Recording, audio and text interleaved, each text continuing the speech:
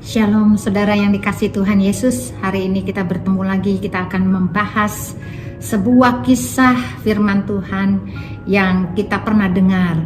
Hari ini saya ingin bercerita tentang sebuah kisah tentang Nikodemus. Siapakah Nikodemus itu? Nikodemus ini adalah seorang ahli Alkitab, ahli kitab yang luar biasa. Dia orang Farisi yang benar-benar cerdik dan pintar sekali. Suatu hari, Nikodemus bertemu dengan Yesus. Lalu dia mengatakan begini, "Guru, engkau kan guru yang diutus oleh Allah. Dan tidak ada seorang pun yang seperti engkau. Cuma engkau yang melakukan mujizat-mujizat itu."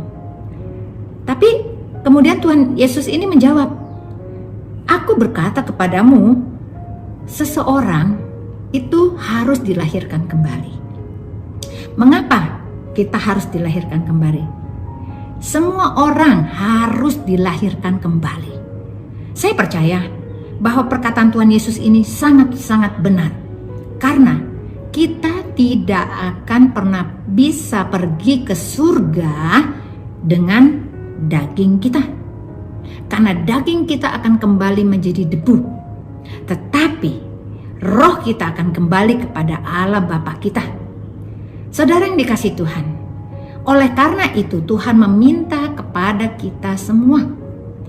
Pada saat-saat ini, masa-masa di mana kita harus banyak di rumah, kita harus belajar dan harus mulai mematikan keinginan daging kita.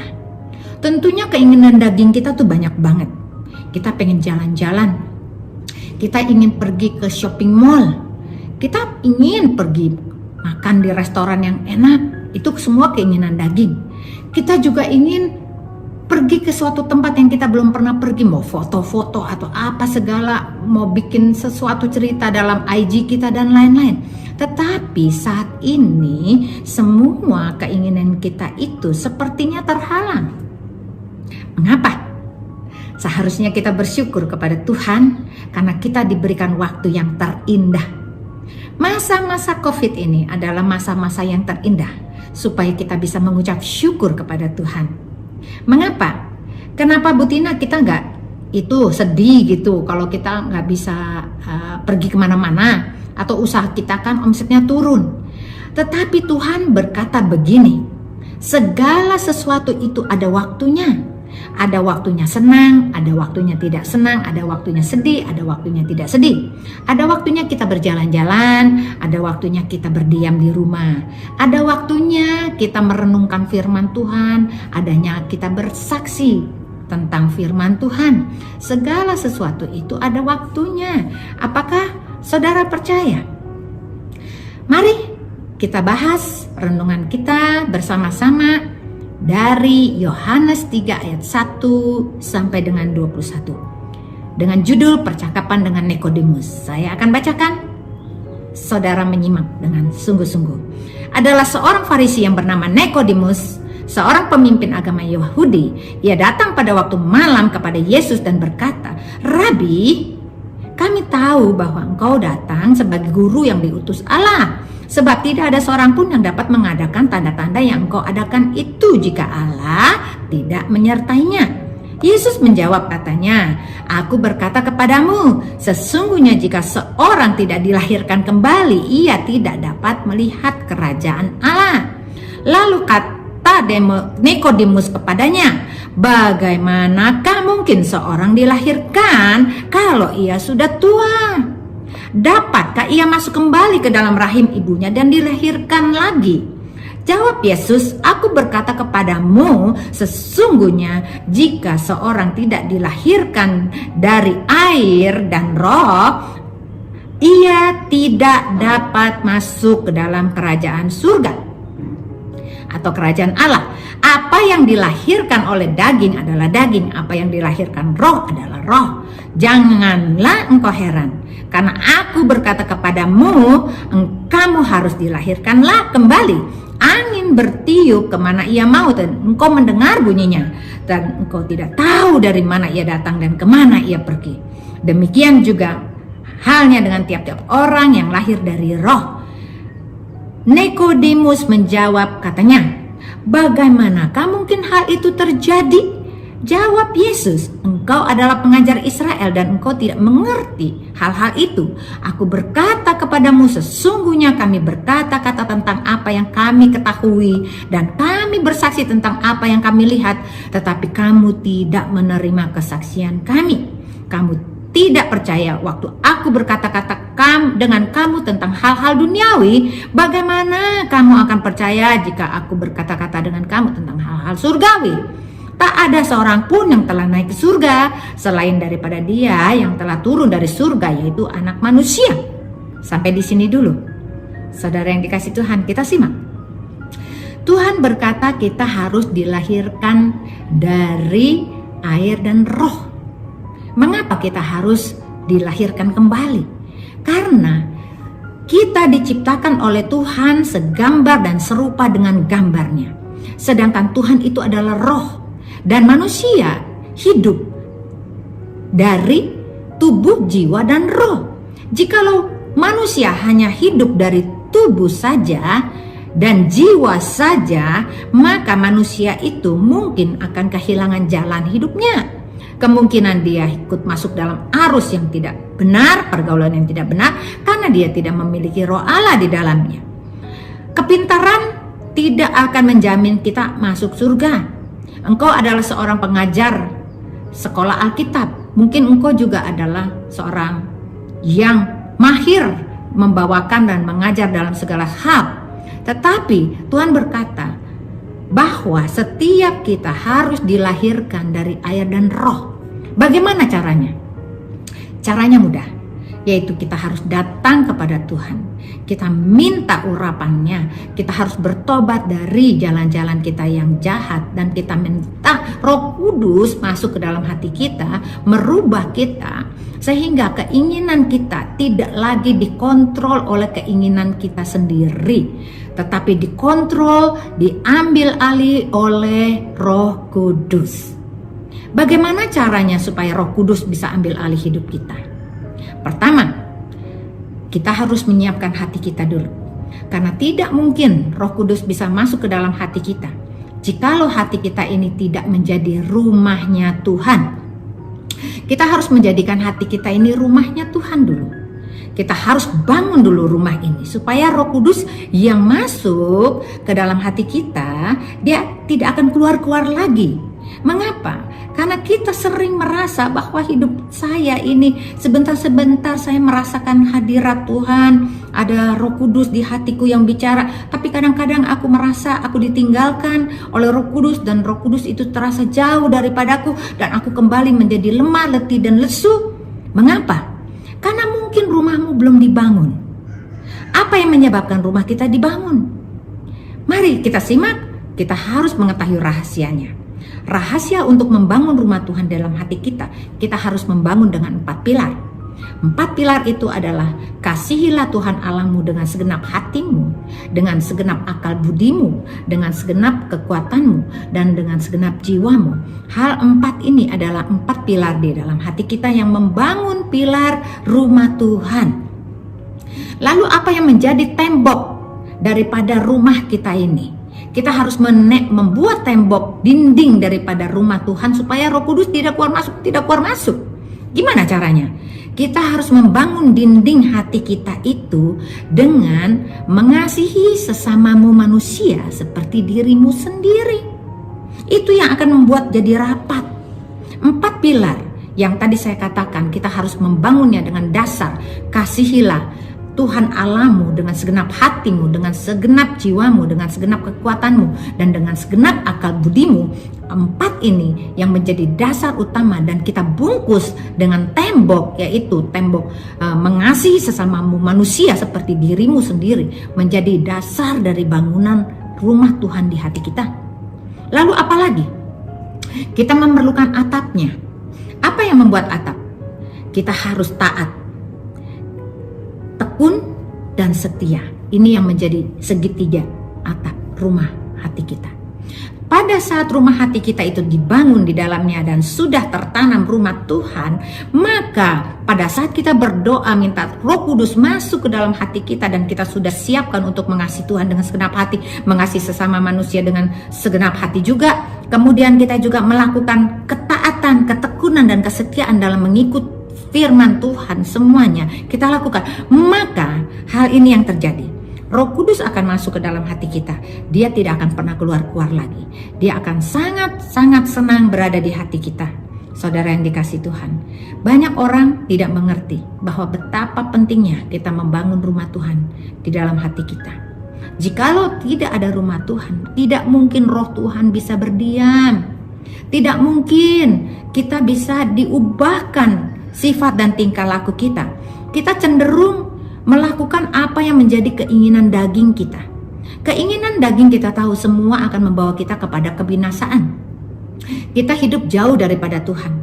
Tetapi jikalau kita hidup di dalam roh, maka roh itu yang akan memimpin kita setiap hari, satu persatu tiap hari kita akan taat melakukan firman Tuhan. Walaupun kita tidak mampu untuk melakukannya, tetapi Tuhan berkata, bukan karena kekuatanmu, tetapi karena kekuatanku, engkau mampu untuk melakukannya.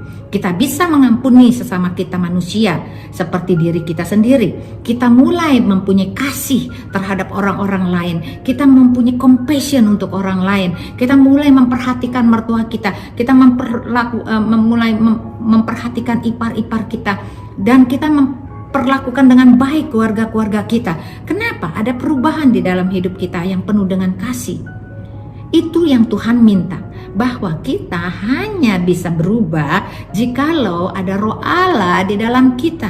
Walaupun Nikodemus begitu pintar dan dia orang yang benar, dia melakukan banyak kebenaran, tetapi kebenaran itu tidak akan membawa dia ke surga. Tuhan berkata, kita semua harus dilahirkan kembali.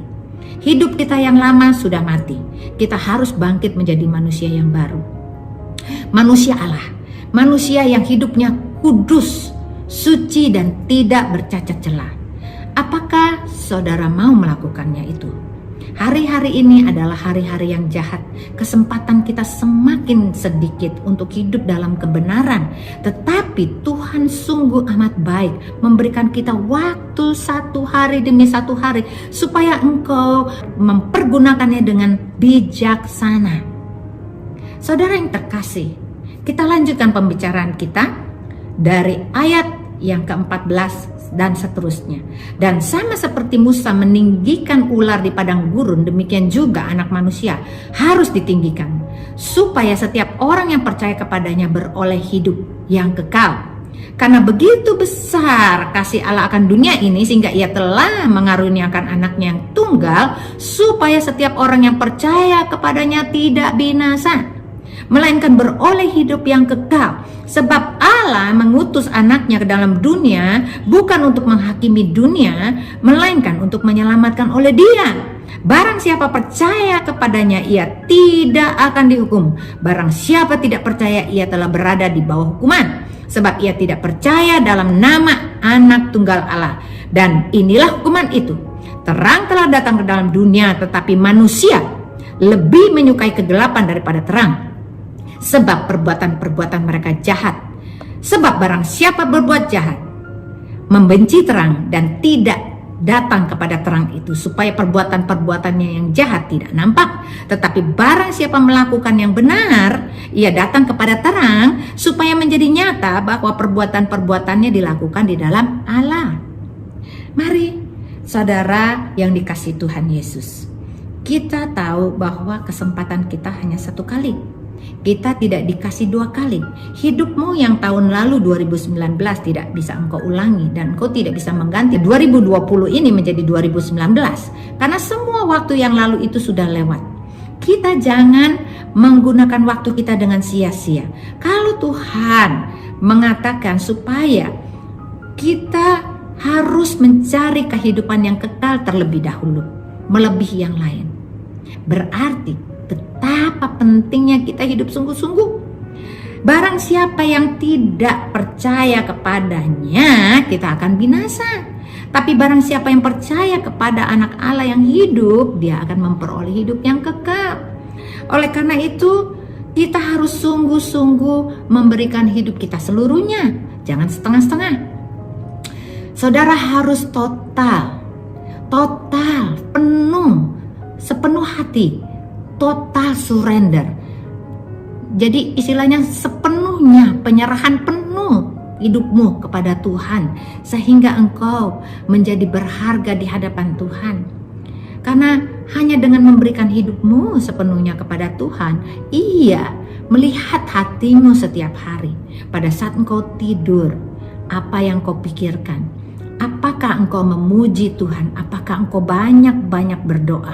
Pada saat engkau punya waktu, apakah engkau setia di dalam membaca firman Tuhan? Pada saat engkau diberikan Tuhan waktu untuk bersaksi, apakah engkau sungguh-sungguh mau bersaksi bagi Tuhan? Atau engkau melakukan waktu-waktu senggangmu untuk hal-hal duniawi? Pilihan ada di tangan kita. Waktu sangat-sangat sedikit. Saya menganjurkan supaya kita hidup lebih sungguh-sungguh kepada Tuhan. Pertobatan kita, hidup kita diubahkan dari manusia lama menjadi manusia baru. Dan kita mengambil pelajaran bahwa Nikodemus seorang guru saja, guru orang Farisi, guru ahli kitab, tidak bisa masuk surga tanpa ia dilahirkan kembali. Apalagi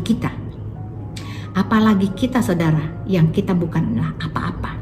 Kita manusia biasa, tapi kita dikasih kesempatan oleh Tuhan supaya kita mencari wajahnya setiap hari. Mari, fokuskan pikiran kita, fokuskan hati kita, fokuskan telinga kita untuk bisa mendengar suaranya. Fokuskan mulut kita untuk selalu memuji, memuliakan Dia setiap hari dengan ucapan syukur. Mari kita mau bersyukur untuk waktu-waktu ini. Walaupun dalam hati kita ada kesedihan, tetapi Tuhan berkata, di dalam kesedihanmu tetaplah engkau ucapkan syukur. Di dalam penderitaanmu tetaplah ucapkan syukur. Di dalam lembah yang gelap sekalipun tetaplah ucapkan syukur. Karena ucapan syukur kita membawa menjadi satu dupa harum di hadapan Tuhan. Nah, itulah yang akan membawa hadirat Tuhan ke dalam hati kita. Hati kita akan diberikan damai sejahtera. Hati kita diberi kekuatan baru. Kita akan memandang hari esok dengan penuh harapan. Tidak ada lagi kekhawatiran. Walaupun kita percaya bahwa hari esok itu akan membawa suatu perubahan, tapi kita percaya Tuhan Yesus adalah batu karangmu. Dia adalah pengharapanmu. Dia adalah Tuhan yang menyediakan, Tuhan yang mencukupi, Tuhan yang melindungi, Tuhan yang memberikan semua apa saja yang engkau perlu. Mari saudara, saya ajak kita berdoa. Kita mau berdoa. Bapa dalam surga, terima kasih untuk firman-Mu pada kami semuanya yang memberikan kami hati yang baru. Kami boleh mengerti bahwa kami harus diubahkan, kami harus dilahirkan kembali menjadi manusia yang baru. Kami tidak bisa hidup dari daging kami, tapi kami bisa hidup hanya dengan Roh-Mu Tuhan. Kami ingin membangun rumah Tuhan di dalam hati kami sungguh-sungguh. Kami memberikan tempat buat Roh Kudus di dalam hati kami, supaya Roh Kuduslah yang akan memampukan kami setiap hari. Kami berjalan dengan Tuhan, kami bernafas dengan Tuhan, kami memuji bersama dengan Tuhan, dan hidup kami tidak pernah sendiri, dan Engkau tidak pernah meninggalkan kami. Janji-Mu Tuhan, Engkau tetap setia pada saat kami tidak setia. Engkau tetap akan menjadi penolong kami pada saat kami berteriak minta tolong. Terima kasih Tuhan, meteraikan firman-Mu dalam hidup kami menjadi suatu meterai dan rema dalam hidup kami, sehingga kami menjadi umat-Mu, menjadi umat pemenang. Hanya di dalam nama Tuhan Yesus kami semua sudah berdoa dan mau bersyukur. Haleluya. Amin. Tuhan Yesus memberkati.